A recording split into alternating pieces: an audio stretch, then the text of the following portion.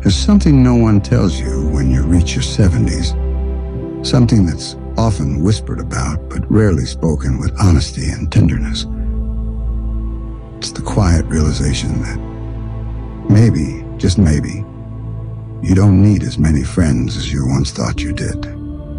Not because you're less worthy of connection, not because you're less vibrant or less interesting or less lovable, but because life has gently taught you how to be enough for yourself. And perhaps now, more than ever, peace matters more than popularity. Today we're going to talk about something tender, something that's been sitting in many hearts unspoken. Why after 70 it's perfectly okay to live with fewer friends, and how this new season of life can still be rich, full, and deeply meaningful. So settle in, dear friend, you're not alone here. You're not broken for feeling different now. And you're certainly not strange for wanting simplicity, quiet joy, or deeper truths over shallow noise. Let's explore this together gently and soulfully, like two people having a warm cup of tea on a peaceful afternoon. You see, in your younger years, friendships often came fast and full. There were school friends, neighbors, co-workers, people you raised your children alongside or shared decades of birthdays and barbecues with. And then, slowly like sand slipping through an hourglass, life began to change. People moved away or passed away. Some drifted, others betrayed. And sometimes the quiet between phone calls became months or even years. And that can hurt. It can feel like a kind of grief, a slow, invisible loss. But here's something the elders rarely get credit for understanding. Friendship after 70 isn't about numbers anymore. It's about nourishment. It's not about how many people are around you. It's about how safe, seen, and steady you feel in your own skin. There's a kind of strength that forms in solitude, not loneliness, but sacred aloneness. Let me tell you about Margaret. Margaret is 74, widowed for 11 years, once had a large circle of friends' dinner parties, church socials, a full calendar. But after losing her husband, many of those connections faded. At first she blamed herself, wondered what she did wrong. But over time she began taking quiet walks alone, reading again, painting, listening to classical music with a glass of wine. And slowly, the loneliness turned into a kind of gentle companionship with herself. She told me once, "I used to need the noise. Now I find God in the silence." Margaret still has a few dear friends, but she no longer feels she has to chase or maintain relationships that feel heavy or draining. And that, in itself, is a gift of age. Here's the truth. After 70, your energy becomes precious. You start to protect your peace, not out of bitterness, but out of wisdom. You've learned which conversations lift you and which leave you aching. You've seen how people come and go, not always out of malice, but because life carries us all in different directions. You've earned the right to choose who gets your time, your laughter, your sacred presence. And if that circle is small, that's not a failure. That's a boundary. You are not less for having fewer friends now. You are seasoned. You are discerning. You are honoring your own heart.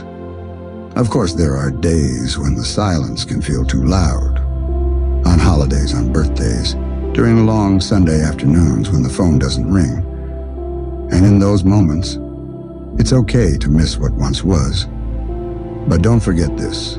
Connection doesn't always look like crowded rooms. Sometimes it's a smile from the cashier who remembers your name. Sometimes it's a letter from a grandchild, or a kind word from a stranger on a park bench. Sometimes connection comes from being with yourself fully, sweetly, without apology. Let me share another story, this one about George and Rita. George is 76, Rita 73, married for 49 years. In their younger days, they were the life of the neighborhood, hosting BBQs, leading book clubs, always surrounded by people. But in the past decade, they've lost many friends, some to time, some to distance, some to disagreements. They felt it deeply, until one evening, sitting on their porch, Rita said, "Maybe we spent all these years entertaining others and forgot how to just enjoy each other." Since then, they've started having tea for two mornings. No phones, no visitors, just each other. They light a candle, they read aloud, they hold hands. It's not glamorous, but it's sacred. Sometimes the most beautiful companionship is already beside us. We just forget to look. Now, if you're listening and feeling isolated, please know this. It's never too late to create new connections. Join a book group. Volunteer. Take that pottery class you always dreamed of. Yes, the world has changed. But not every soul is chasing youth and speed. There are people just like you craving depth, calm, warmth, and meaning. Sometimes you meet them in unlikely places. And sometimes, the best person you can befriend is yourself. You've spent a lifetime showing up for others. Now is the time to show up for your own heart. Treat yourself to small joys. Talk to yourself with kindness. Write letters to your younger self. Write dreams for your older self. You are still growing, still worthy of laughter, of joy, of affection. And if you're struggling with unresolved grief, regrets, or emotional wounds from old friendships, please don't carry them alone. Speak with a therapist. Talk to your doctor. Reach out to support groups. There's no shame in healing, no weakness in needing help.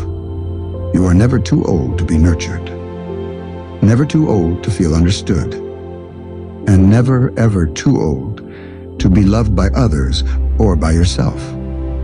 Let the world's expectations of how many friends you should have fall away. You are not defined by your social calendar. You are not less than because your phone doesn't buzz all day. You are not invisible. You are still radiant, still valuable, still needed in this world for your wisdom, your presence, your story.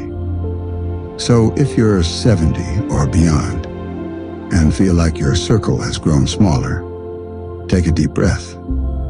That's not emptiness, that's spaciousness. Space for rest, for beauty, for becoming. And maybe for the first time, space to finally belong to yourself. Thank you for being here, beautiful soul. Thank you for your resilience, your truth, and your time. If this message touched something in your heart today, if it reminded you that you are enough, just as you are, please take a moment to like this video. Share it with someone who may need to hear it. And subscribe to The Age of Beauty, where we honor every wrinkle, every story, and every sacred stage of life. You are not forgotten. You are not alone. You are aging beautifully. And that, dear friend, is a life worth celebrating.